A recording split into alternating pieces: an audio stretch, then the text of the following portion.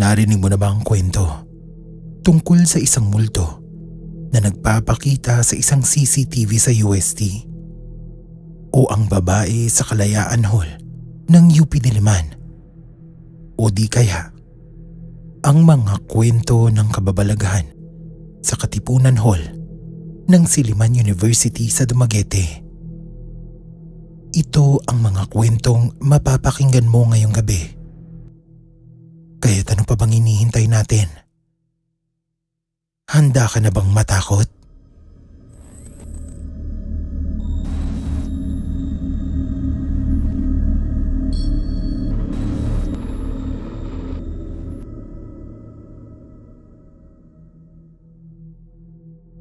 Hindi nalingid sa kaalaman nating lahat ang mga kababalaghang nakakubli sa mga pader ng pamantasang ito. Makailang ulit na nating naitampok ang University of Santo Tomas sa ating channel. Ngunit kung akala mo ay tapos na at naubos na ang mga kwento, diyan ka nagkakamali. Ang karanasang ito ay nagmula sa isang security guard na nagbabantay sa Albertus Magnus Building. Kilala ang gusaling ito sa iba't ibang uri ng kwentong katatakutan sa UST. At isa rin ang gusali sa mga kilalang pinamumugaran ng mga kwentong kababalaghan. Gabi na nun, nakauwi na halos lahat ng estudyante, maging ang mga staff ng paaralang ito. Wala na ang ingay, tawanan at kwentuhan ng mga taong palakad-lakad sa paligid. Matapos suklubin ang kadiliman ng paligid, tanging mga gwardya at iilang utility personnel na lang ang maiiwan sa loob upang panatilihing ligtas ang paligid. 2 gwardya silang nakadestinong tignan ang nasabing gusali bago pa lumalim ang gabi. May CCTV naman, ngunit gusto nilang makita ng personal ang mga kwarto. Hindi din naman bago sa mga ito ang mga kwentong kababalaghan sa loob ng pamantasan. Kaya't upang maibsan ang nararamdamang kaba sa bawat pagpasok nila sa gusali pagkagat ng dilim, nakakaugalian na nilang magkwentuhan sa kani-kanilang radyo para mabaling ang kanilang atensyon mula sa madilim na pasilyong nilalakaran nila gabi-gabi. Awa naman ng Diyos, kahit minsan ay nakakaramdam sila ng kilabot, ay hindi pa sila nakakakita ng multo ng harap-harapan. Oo, may mga pagkakataon daw na nakakaramdam sila ng mga pagtapik at may mga naririnig silang mga kakatuwang tunog. Ngunit yun daw ang mga pangyayaring pwede mo nang baliwalain. Ngunit nung gabi na yon, doon na pala mangyayari ang hindi nila inaasahan. Habang nagro-ronda daw ang isa sa kanila, yung isa naman daw ay nakatutok sa CCTV monitor. Nagulat na lang daw yung isa nang makita sa CCTV na naggagalawan ang mga bangkuan sa recital hall ng Albertus Magnus Building. Agad nilang pinutol ang kwentuhan at sinabihan ang rumoronda na puntahan muna ang recital hall dahil tila may tao pa sa loob nito. Kitang-kita niya sa monitor ang usog ng mga bangkuan na tila ba may nag-aayos ng mga ito. Nang makarating sa pintuan ng recital hall ang kanyang kasama, nakaramdam daw ito ng bigat sa kanyang balikat na tila ba may biglang dumagan dito. Ngunit sabi nga nila, normal na yung mga ganong pangyayari at pwede mo nang baliwalain. Bigla niyang binuksan ang pinto ng recital hall at sa gulat niya, tahimik ang paligid. Walang kahit anong silya na gumagalaw. Sinabihan niya ang kasama niya na wala namang tao at babalik na siya sa pagroronda. Ngunit akmang tatalikod na siya. Biglang napasigaw ang kasama niyang nakatutok sa CCTV at sinabing, "Bilisan mo! Isara mo na ang pinto!" Isang nakabibinging sigaw ang narinig ng gwardya na papalapit sa kanya habang isinasara ang pinto. Kumalabog ng makailang beses ang pintuan ng recital hall na nagpaatras sa gwardyang ito sa sobrang takot. Hindi na daw ito nagdalawang isip pa at nagtatakbo na palabas sa gusaling ito. Isang kwento pa ng isang estudyanteng napadaan sa gusaling ito ang magbibigay ng kilabot sa inyo. Alam naman ng lahat na nasa gusaling ito ang Conservatory of Music ng University of Santo Tomas. Hindi na iba sa kanila na makarinig ng iba't ibang uri ng musika na nagmumula dito. Ngunit nang minsan daw mapadaan ng isang estudyante sa labas lang ng gusali, ay hindi pa din ito nakaligtas sa mga kaluluwang pagala-gala sa gusaling ito. Alas 9 na daw noon ng gabi, Biyernes. Nasaktuhan din na wala silang pasok ng Sabado. Kaya nagdesisyon silang magkakaklase na mag-happy-happy muna sa may dapitan. Sa likod lang ng pamantasan. May mga establishmento kasi doon na pwede kang uminom, kumain at mag-happy-happy kasama ang mga kaibigan at mga kaklase. Aminado naman siya na medyo nakainom na, kaya ingat din siya noon sa paglalakad. Ayon sa kanya, susunduin daw siya ng kapatid niya sa isang fast food chain sa gilid lang ng UST. Sa mga estudyante ng U-Belt, ito yung fast food chain sa pagitan ng FEU at ng UST. Naisip ng estudyanteng ito na mas ligtas siguro kung doon siya dadaan sa loob at tatagos na lang doon sa gate malapit sa kainang ito. Bago pa man siya maglakad, ay nagsuot na ito ng headphones para makinig ng musika, para daw gising ang diwa niya habang naglalakad. Bago pa man daw siya makatapat sa gusaling ito, nakakarinig daw siya ng mga boses na pumapatong sa kantang pinapakinggan niya. Hindi daw niya yung pinapansin nung una, pero nung tila may nararamdaman na siyang sumusunod sa likod niya, doon na siya parang napapraning. Alam mo yung kaunting dampi lang sa balat mo, mapapabalikwas ka sa gulat. Ganun daw yung nararamdaman niya. At may pagkakataon din daw na akala niya may dadaan sa gilid niya kasi nakikita niya yung anino sa tabi niya. Ngunit kapag lilingunin daw niya ito, wala namang tao. Lalong tumindi ang takot na nararamdaman niya nang tumapat na siya sa Albertus Magnus Building. Lumakas daw yung naririnig niyang boses sa tenga niya. Tumitining din daw yung tunog na napatanggal na siya ng earphones kasi ang sakit sa tenga. Dahil nga nakakaramdam na rin ng takot, lakad-takbo niyang binagtas ang harapan ng gusaling ito habang pilit na isinusuksok ang earphone sa kanyang bulsa.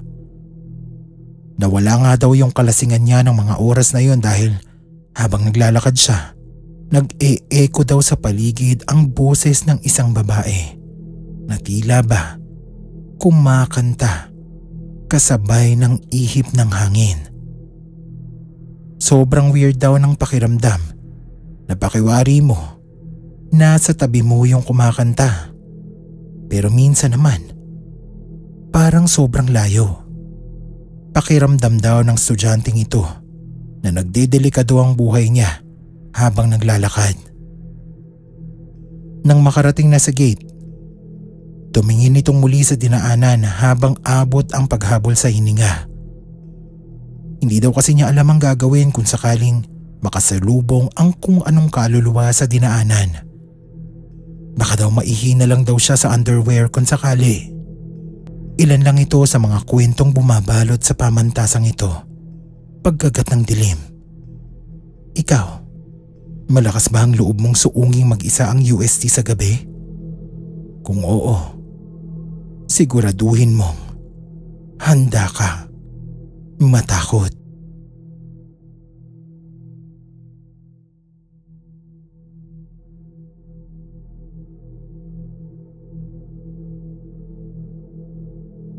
Sa mga hindi pa nakakaalam, ang Kalayaan Hall ng University of the Philippines sa Diliman ay eksklusibong nakareserba para sa mga freshmen ng pamantasang ito.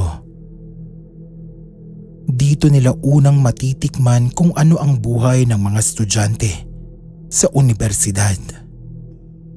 Maliban sa mainit na pagsalubong sa mga mag-aaral, mainit din ang pagsalubong sa kanila ng iba't ibang kwentong paranormal at kababalaghan na hindi lamang bumabalot sa Kalayaan Hall, maging sa buong UP Diliman.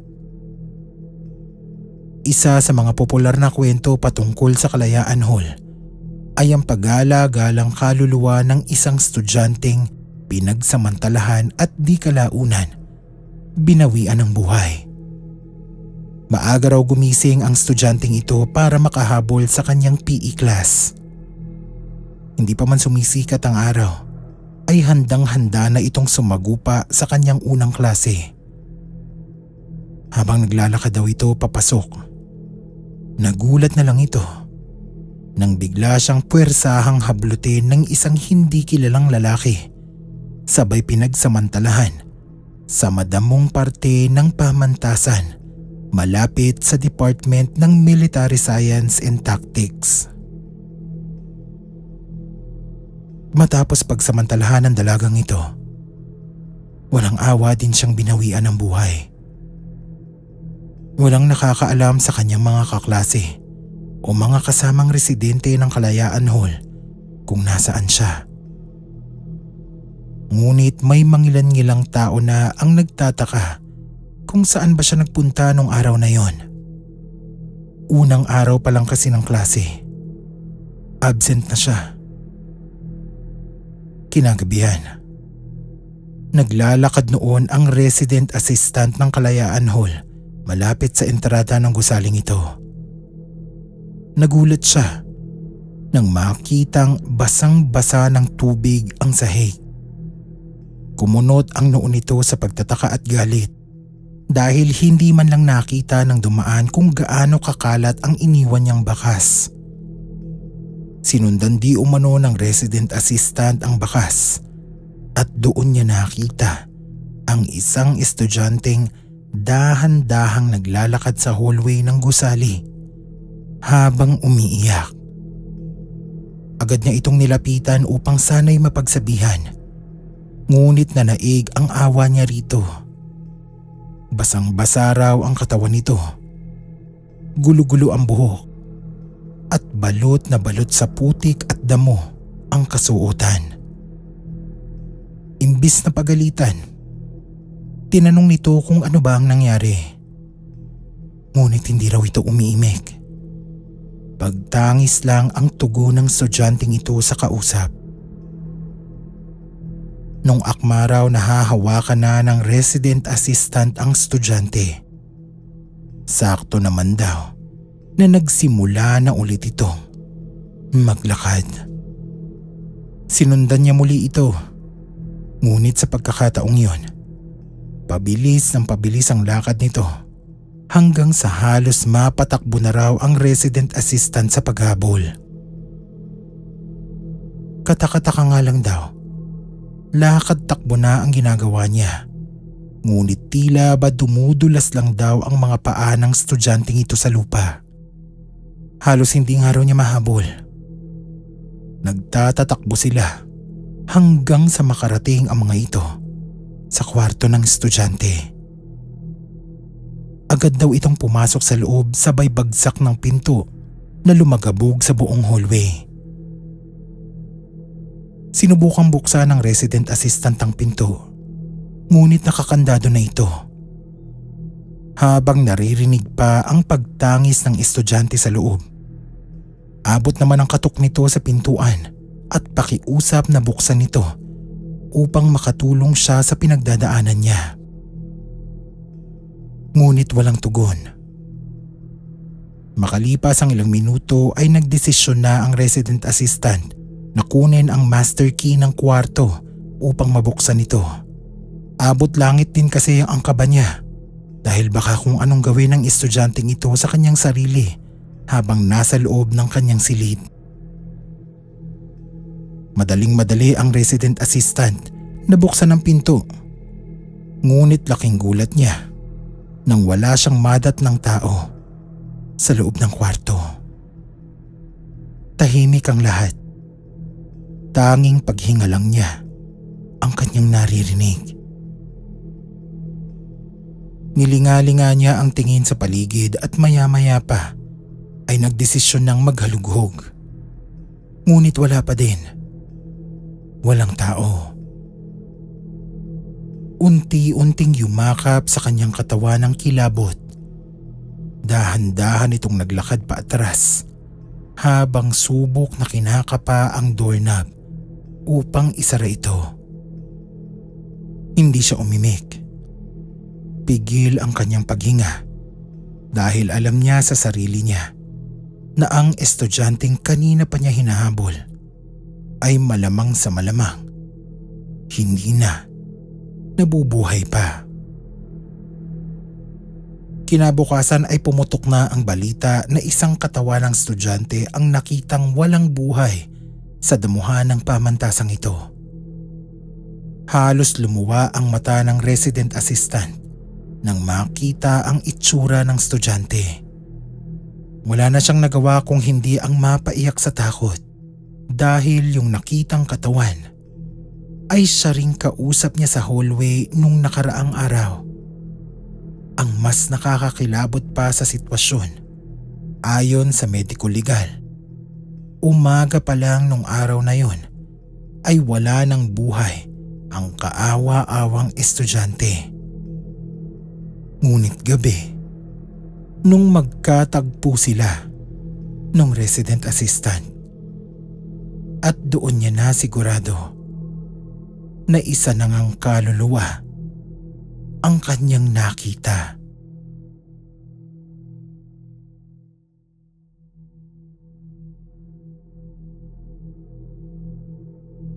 Minsan na nating naitampok dito sa ating channel ang Silliman University.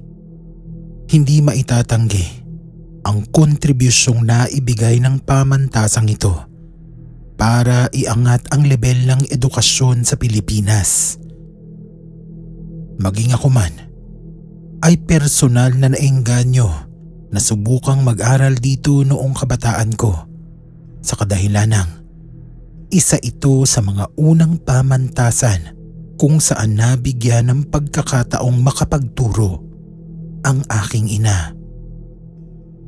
Ngunit sa likod ng napakataas na lebel ng edukasyon ng Silliman, nagkukubli ang madilim nitong nakaraan na mahigit 100 taon din itong itinago. At tuwing kakagat ang dilim, isa-isa itong naglalabasan. Kwento ito ng isang education student ng Silliman University. Walang kaalam-alamang estudyanteng ito na bukas pala ang kanyang ikatlong mata. Kaya sa tuwing papasok siya sa gusaling yon, kung ano-ano ang nakikita niya. Ngunit higit sa lahat, palagi daw sobrang bigat ng pakiramdam niya, lalo na kapag inaabot na sila ng gabi sa loob ng gusaling yon. Meron daw isang pangyayari na habang naglalakad daw siya pauwi matapos ang isang klase, nagulat na lang daw siya nang bigla na lang daw parang bumagal ang oras sa paligid niya. Inisip niya noon na baka hina-high blood siya o inaatake ng kung anong sakit. Para daw siyang vinevertigo kasi kasabay ng pagbagal ng paligid unti-unti din daw umiikot ang paligid niya. Bago pa man siya tuluyang bumagsak sa sahig, inalalayan niya ang kanyang sarili at sumandal sa pader. Umupo siya sa sahig at sinubukang pakalmahin ang kanyang sarili. Ipinikit niya raw ang kanyang mga mata. Ngunit ilang sandali pa ay nagising ito sa kalabit ng hindi kilalang tao. Pagdilat daw niya ay nakakita siya ng 3 babaeng nakatayo sa harap niya.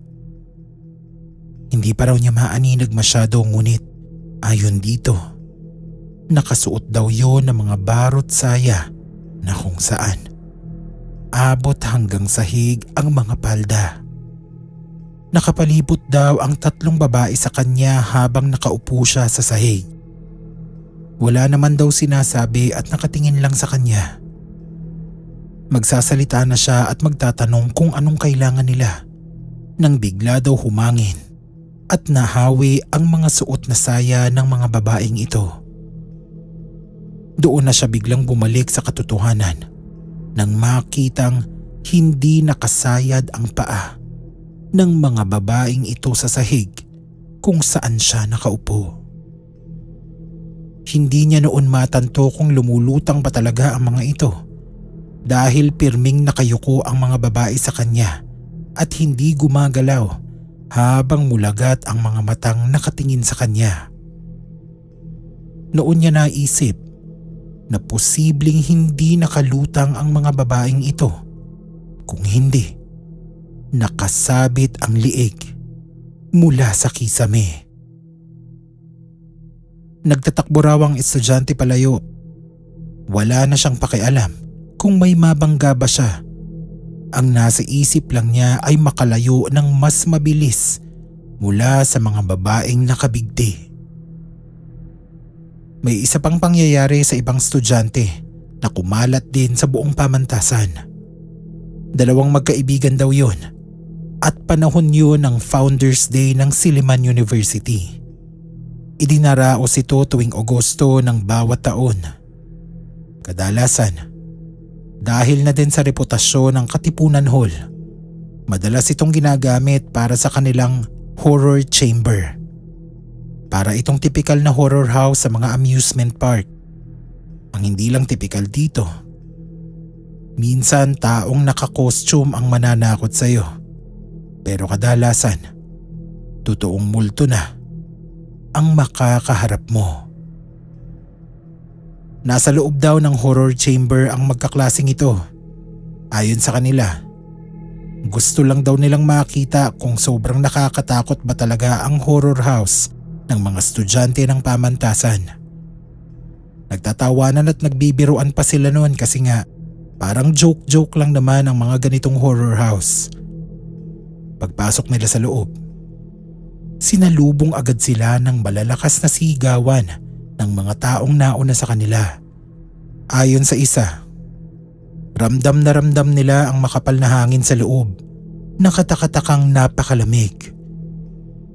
Oo, at gabi ito ginaganap, pero sabi nila, nung gabi na yon, para kang pumasok sa kwarto na naka full blast ang aircon.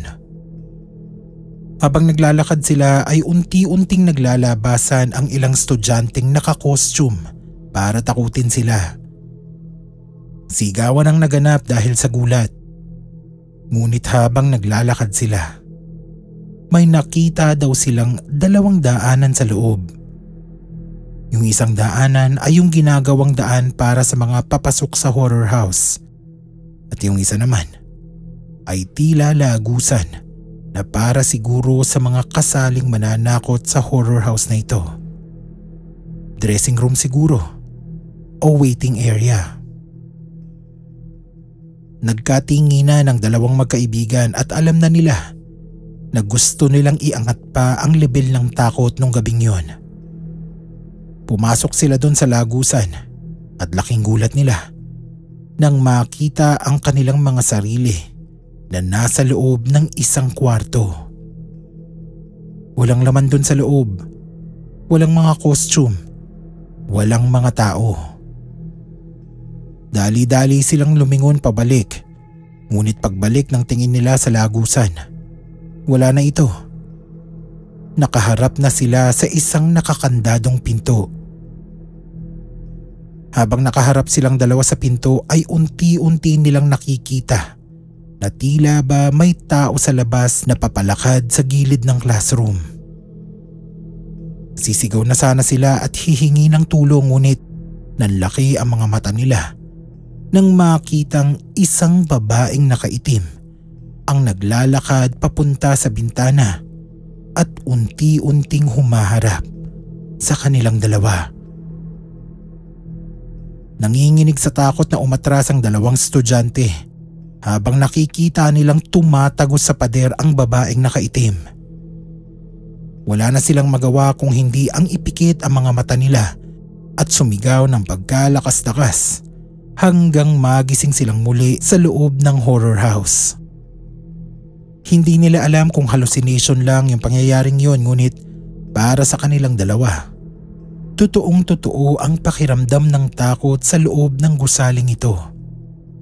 Sa mga kwentong narinig mo patungkol sa Katipunan Hall, kaya mo bang pumunta dito ng mag-isa?